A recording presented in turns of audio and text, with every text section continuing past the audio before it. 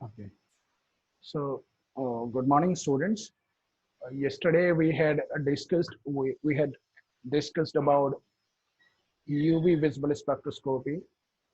We discussed the principle behind UV visible spectroscopy, the electronic transitions taking place in UV visible spectroscopy, the applications of UV visible spectroscopy, and some other aspects also like oxochrome and chromophores and bathochromic shift, hypsochromic shift, hyperchromic shift, hypsochromic shifts. All these terms we discussed in detail yesterday. Okay. Now the only thing is left in UV visible spectroscopy is selection rules. These selection rules are there in IR spectroscopy also.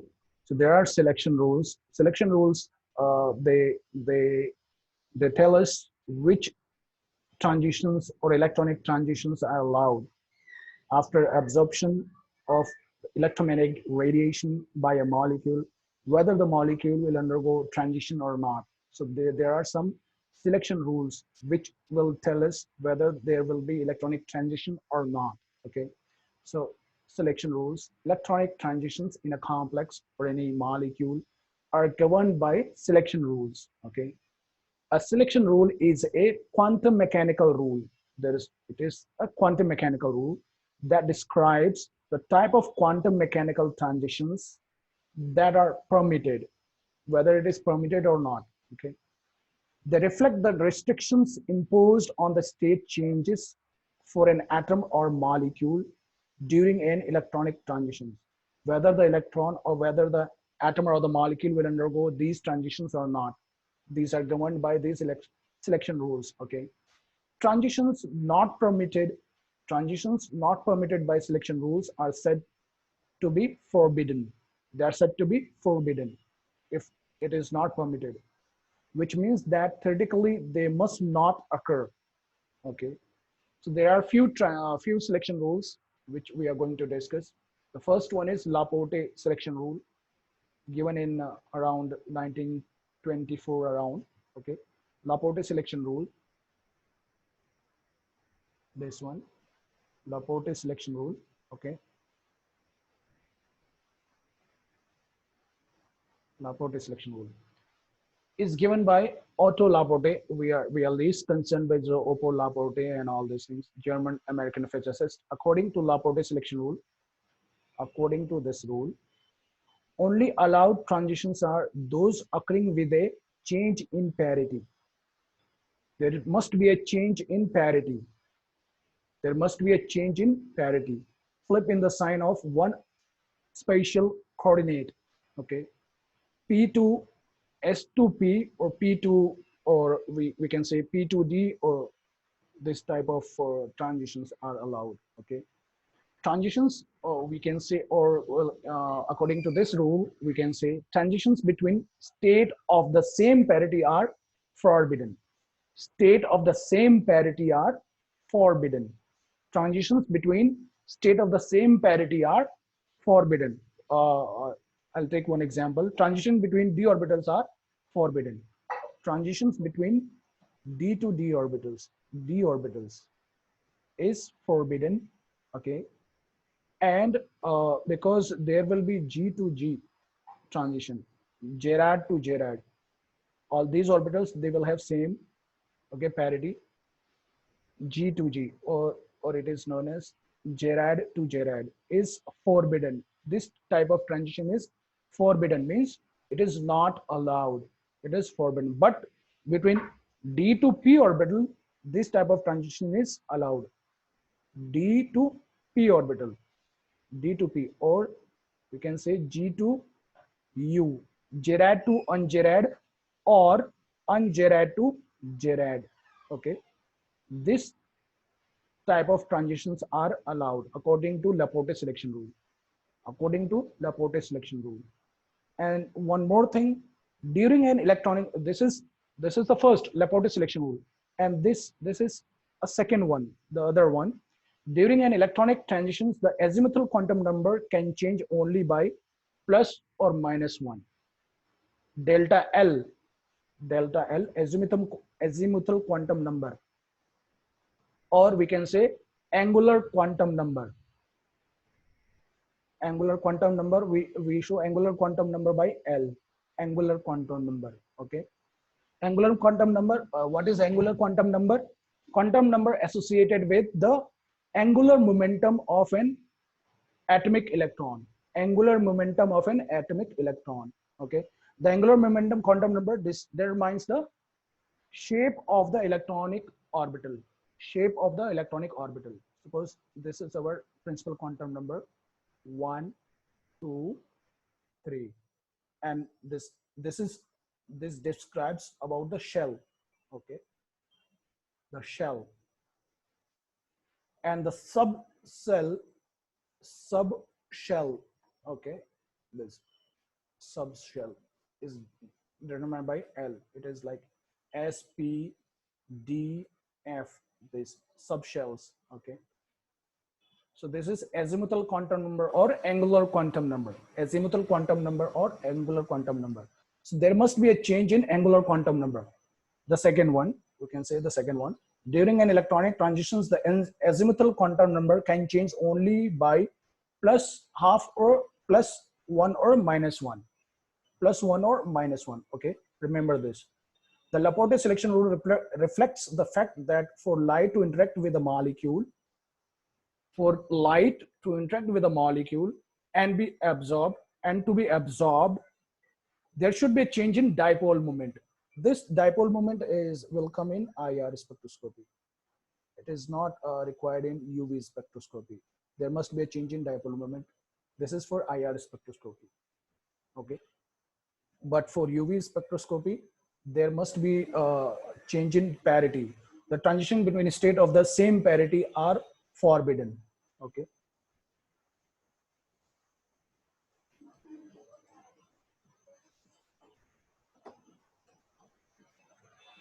so what are Laporte allowed transitions?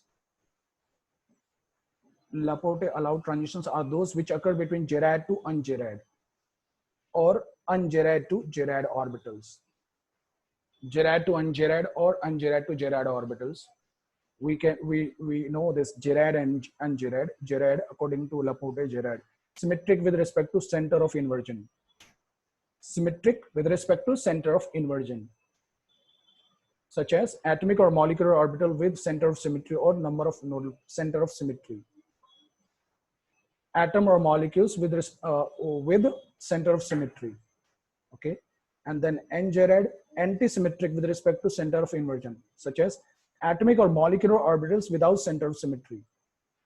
Atomic or molecular orbitals without center of symmetry. So these transitions can take place from center of symmetry to anti-symmetric. Okay, Gerard G to I mean this small g to U, or U to G. Okay, according to Laporte selection rule, are those which occur between Gerard to ungerard or ungerard to Gerard orbitals. Forbidden. What are forbidden? All those which occur between Gerard to Gerard and ungerard to Gerard orbitals, they are forbidden transitions. Those transitions are forbidden transitions. These transitions, G to G or U to U, these transitions will be forbidden transitions. These transitions will be forbidden transitions. Okay, these transitions will be forbidden transitions. Okay, we can see here also the transition must involve a change in parity G or U, and also change in angular quantum number by plus 1 or minus 1. Orbitals are of even parity. They are known as G, even parity. If the phase sign does not change on inversion, phase sign does not change on inversion. Okay, orbitals are of odd parity U, odd parity U. If the phase sign does change on inversion, Okay, S orbitals are of even parity G. You can see here S orbitals, they are of even parity G, because does not change on inversion. They if you invert this, it will remain the same. Okay, it will not change. But p orbitals are of odd parity, u, plus minus, it after inversion minus plus, it can change. D orbitals are g, f orbitals are u, g orbitals, d orbitals are g. Okay, invert will remain the same. If you invert this, it will remain the same. Okay, so this. And delta L we have discussed, or a change in azimuthal quantum number, or it is also known as angular quantum number. There must be a change in angular quantum number, okay, by +1 or by -1. Okay, so therefore the Laporte selection rule implies that S to P or D to P transitions are allowed. S to P or this S to P or D to P orbital transitions are allowed, but D to D transitions are Laporte forbidden. D to D transitions are Laporte forbidden. When, why, I mean, this is not required. Why? Okay.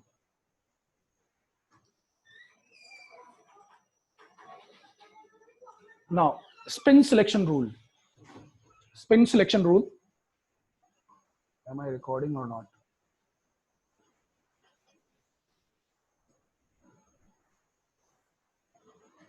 Okay. Spin selection rule. Spin selection rule states that transitions that involve a change in spin multiplicity, a change in spin multiplicity as compared to ground state are forbidden. Spin selection rule states that transitions that involve a change in spin multiplicity, if there is a change in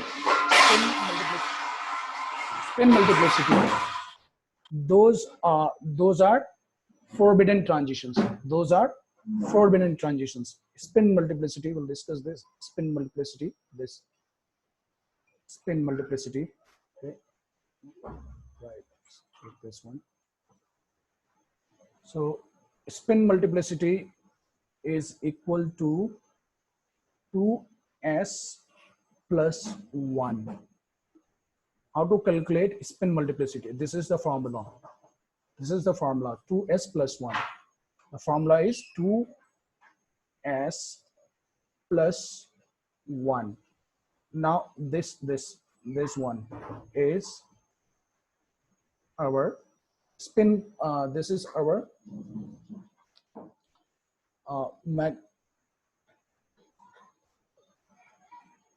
spin number, spin quantum number, plus half or minus half.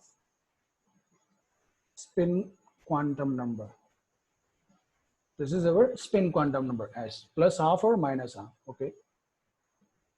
So according to this rule, any transitions for which delta S is 0, if this spin multiplicity, this change after transition is 0, suppose this is spin multiplicity change, this S. Okay, if after transition it remains unchanged, or if we can say it's 0, then it means no change in spin multiplicity after DD transitions are allowed. Okay, so according to this rule, any transition for which delta S is 0, spin multiplicity, change in spin multiplicity is 0, it means these type of transitions are allowed. Okay, we can see here, this is ground state level, ground state, and this is excited state. Okay, this is ground state, we can say this is ground state. Okay, this is ground state, and after the absorption of light or energy, it gets excited. One of the electrons get excited. You can see here, this gets excited. Okay, now we can calculate for this, the spin multiplicity is 3.5. The spin multiplicity is 3.5, and for this also the spin multiplicity is 3.5. So this delta S is 0. So this type of transition is allowed. This type of transition is allowed transition. This type of transition is allowed transition. Okay, this type of transition is allowed transition. We can calculate S using this formula, 2s plus 1. 2s plus 1. For this we can calculate. This will become 0, this will become 0. If the arrow is pointing upward, it will plus 1. If the arrow is pointing downwards, this electron is pointing downward, it will be minus half. Okay, so this will become 0, this will become 0. I'll calculate this. 2 into s, this will become 0, this will become 0. Plus half, plus half, plus half, plus half, plus half, plus half, plus 1. Now you can calculate. Plus half, 1,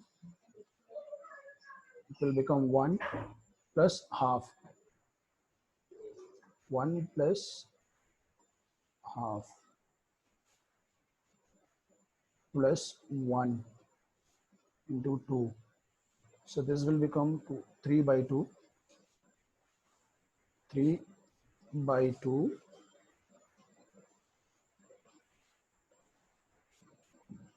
3 by 2. Again, we can calculate this. 3 by 2. Good.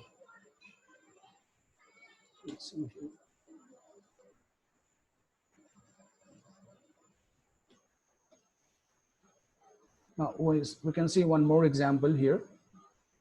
If delta S or change in spin multiplicity is 0, change in spin multiplicity after transition is 0, then it is forbidden. Transition is not allowed. You can see here is 5 by 2, 5 into half. 1, 2, 3, 4, 5. 5 electrons.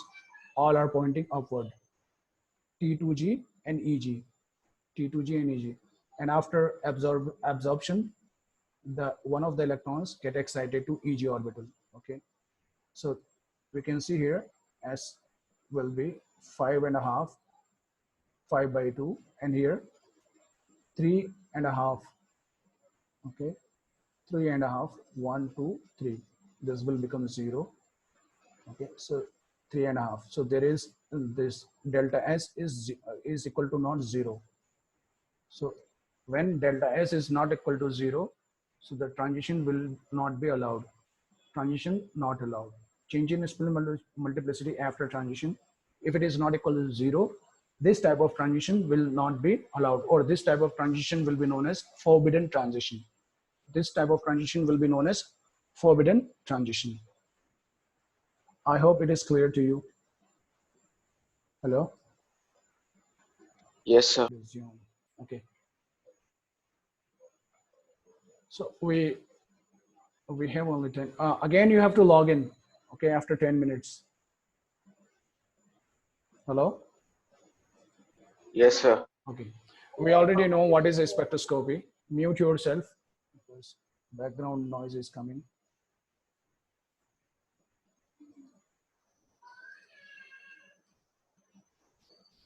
Okay. We have already discussed what is a spectroscopy, which is spectroscopy is a technique used to determine the structure of a compound. Okay. Used to determine the structure of a compound by the study of the interaction between matter and electromagnetic radiation. We already know this. Okay. What happens in UV visible spectroscopy? UV visible radiations, excitation of electrons in the UV visible spectrum. Okay. But in IR radiations, what happens? The molecules, they start vibrations, or vibrating and rotating. There is vibration as well as there is rotation of the molecule. So vibrational energy levels and rotational energy levels, they change, okay, simultaneously, which are observed in IR spectrum. Using IR spectrophotometer, we can observe these changes. Okay. We already know this the IR region. Okay. But this is again divided into 3 regions. Okay.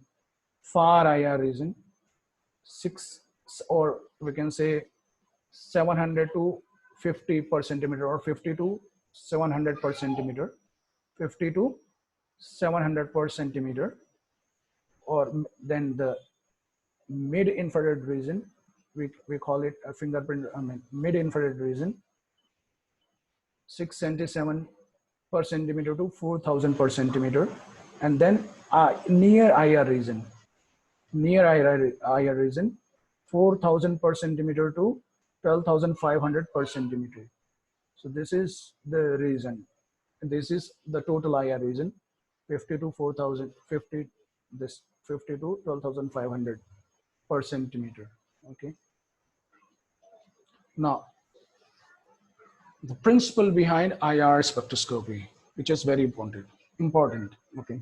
What is the principle behind IR spectroscopy? Why do we observe IR spectroscopy? Okay.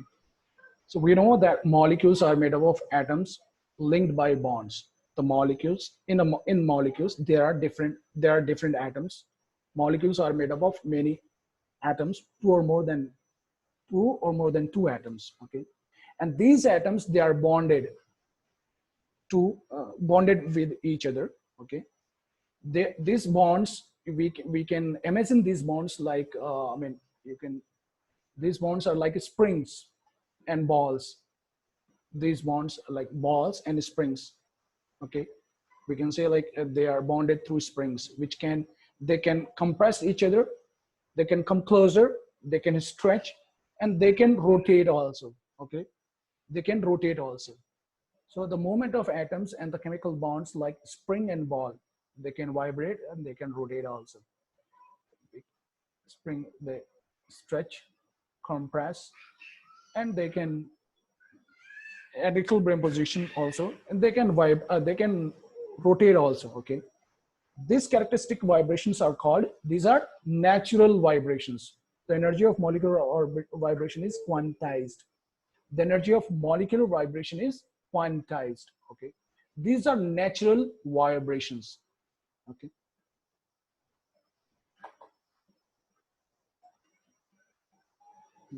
the other thing, when energy in the form of IR, electromagnetic radiation in IR region, IR spectroscopy, IR region, okay, IR range. When energy in the form of IR is applied, and if the applied IR frequency, if the applied IR frequency is here, this applied IR frequency matches with the natural frequency of the vibration, which we have discussed. Natural frequency, they can vibrate, they can compress, they can rotate also. Okay, so when we apply external energy, external IR, in the form of IR radiation, okay, if this energy matches with the natural frequency of the vibration, the absorption of IR takes place and a peak is observed. It gets resonated. Okay, absorption of IR takes place. Then it can, then only this IR radiation is absorbed by these molecules. Okay, takes place and a peak is observed in IR spectrophotometer. We are not going to discuss about IR spectrophotometer because it is not there in our syllabus. Okay, now what happens when they absorb, when these molecules absorb IR radiation, what happens? Molecules are excited to the higher energy state. Molecules, they get excited to higher energy levels from the ground state when they absorb IR radiation. When they absorb IR radiation, when a compound is exposed to IR radiation, when a compound is exposed to IR radiation, it selectively absorbs the radiations, selectively absorbs the radiations, resulting in vibration of the molecules. They start vibrating, resulting in vibration of the molecules of the compound. Okay, giving rise to closely packed absorption bands. They give rise to closely packed absorption bands called IR absorption spectrum. They give rise to IR absorption spectrum. The bands correspond to the characteristic functional groups and the bonds present in the chemical substance. These bands, IR spectrum bands, they correspond to the characteristic functional groups. So each functional group, they have a characteristic absorption band. Okay, we'll discuss later on. present in a chemical substance. Thus, an IR spectrum of a compound is considered as the fingerprint for its chemical identification. Fingerprint for its chemical identification. Each functional group will have different absorption band. Okay, each functional group will have different absorption band. We can show here. Suppose this is our IR, this is absorption, okay, and this is our wavelength per centimeter.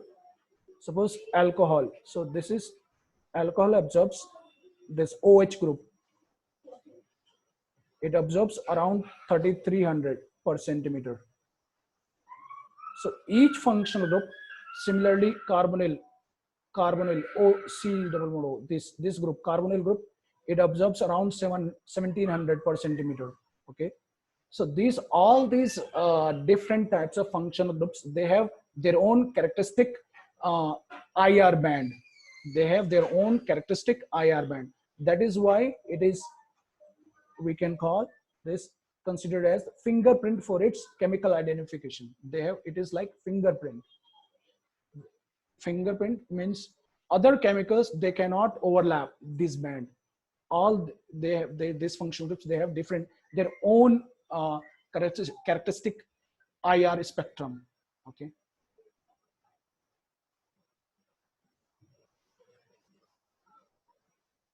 So these are the energy levels which we can understand. These are electronic levels, electronic ground. This is electronic transitions, the ground state and the excited state. Electronic transitions, like we have discussed in UV visible spectroscopy. Electronic ground state and excited electronic state. In the same thing, in the same there, in electronic transitions, we have rotational transitions like this, and we have vibrational transitions.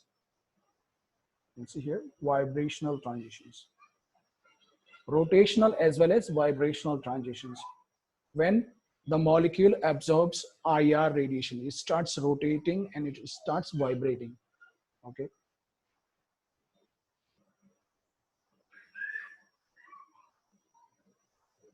See here, these are rotational levels. These are rotational levels.